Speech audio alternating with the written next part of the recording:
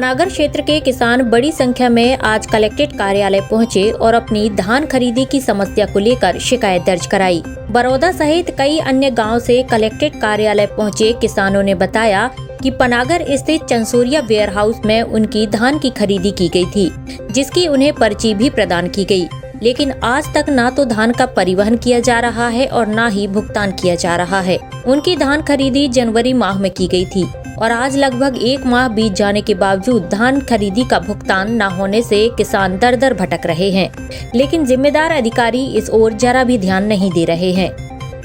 मैं ग्राम बड़ौदा से आया हुआ हूँ।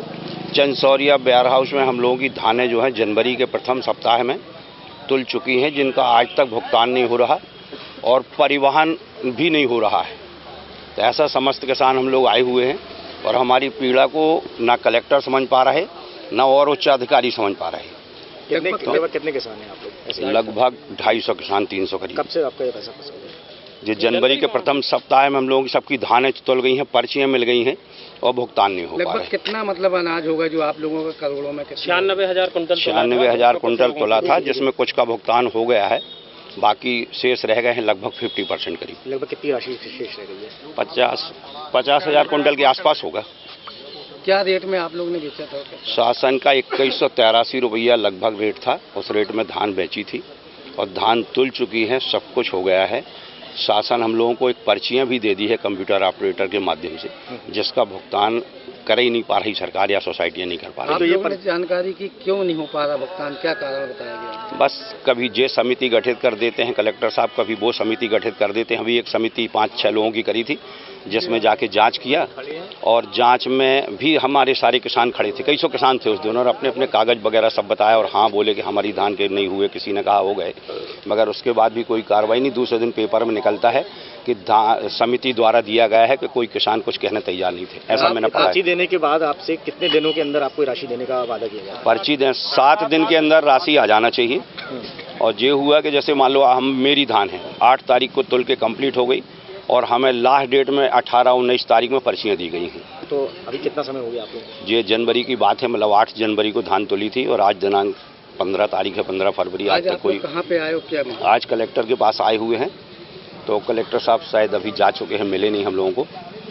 और मांग यही है कि हम लोगों का भुगतान किया जाए और जो भी धान बाहर पड़ी हुई है वेयर हाउस के, उसे अंदर किया जाए परिवहन करके। वहीं अधिकारियों के द्वारा सही ढंग से जांच न किए जाने का भी आरोप किसानों द्वारा लगाया गया है। किसानों का कहना है कि अधिकारियों का कहना है कि धान व्यापारियों का है, जबकि पूरा धान किसानों का है। जनवरी माह में किसानों से खरीदी गई धान का कुछ किसानों को भुगतान भी हो गया है, लेकिन लगभग 50% किसान धान खरीदी के भुगतान से वंचित हैं। भाई हम सभी किसान चंसोरिया वेयर हाउस में अपना अपना माल बेचे हुए हैं, तौल कराए हैं, मगर आज दिनांक तक पेमेंट नहीं हो रही है। किसानों को चोर समझा जा रहा है प्रशासन के द्वारा, चूँकि किसान खून पसीना की कमाई करके वहाँ जो आज इतने दिन से परेशान है, मगर उसका कोई निराकरण नहीं हो रहा मेरे भैया।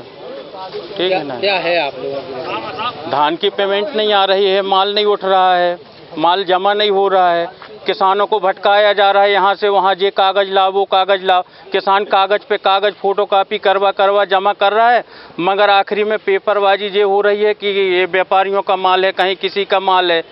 टोटल ये सब किसान हैं और पूरा माल पड़ा है, किसान परेशान है। जल्द से जल्द हमारा भुगतान हो, नहीं तो किसान आत्महत्या के लिए अब तो मजबूर हो रहा है। कुल मिला के क्या इसमें कहीं कहीं अधिकारियों की मिलीभगत है? टोटल मिलीभगत अब तो हमें ये समझ में आ रही कि अधिकारी की मिलीभगत से ही किसानों को परेशान किया जा रहा है। हम क्या करेंगे अगर नहीं होता तो? ये नहीं होता तो क्या करेंगे? किसान अपने रोड पे आएगा, लड़ाई लड़ेगा। किसानों का कहना है कि अधिकारियों के द्वारा उन्हें बेवजह परेशान किया जा रहा है। SK news live, Jabalpur.